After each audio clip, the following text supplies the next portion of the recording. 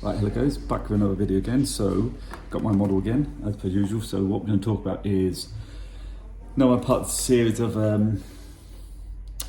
the patient answer asked, so I answered. So patient comes in and she's got very natural, looks nice. Some people have this gap between your front teeth. It's called an upper midline diastema.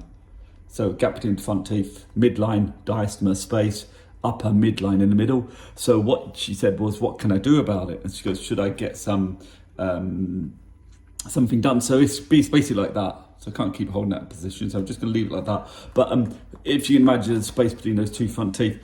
So she said, well, should I get some fillings done to fill the gap? And I have seen it, but what you have to do is you have to extend, you have to have the filling attached like white filling, you have to bond it, stick it, and it kind of curves out.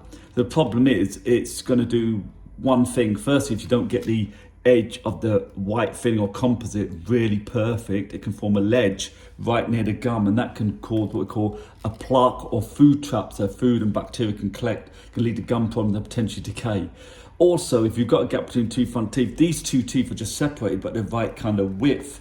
However, if you're trying to extend them, they're going to look wide and a bit strange. So that's the only issue there, if you don't mind that. The other option that she was thinking like, oh, could I get them capped or veneered? You could get them capped or veneered, or get some what people talk about composite bonding, where they attach white filling to the front. But her teeth are perfect and never had anything done to them, and you do have to do some preparation to extend them wide.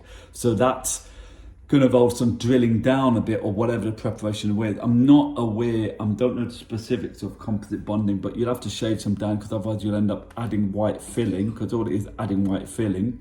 And it'll end up making the teeth look bulky, so they would have to shave them down a bit. The one where they just add a bit on the inside, that's probably the least destructive in terms of if you're going to do anything. The other thing is veneers, which are like artificial nails. So you drill them down, send the mold off to the lab, you drill, shave them off from the front, send the impression off to the lab, and they make them in the lab, and they're made of porcelain, and you stick them on. They can come away and they're a bit destructive. The other thing is a crown, so you draw the way around, a cap, and then it's like a cap that goes over the teeth, and it'd be wider. All those things are going to make the tooth look wider and maybe look not that natural and be harder to clean, and you're drilling the teeth, affecting the teeth.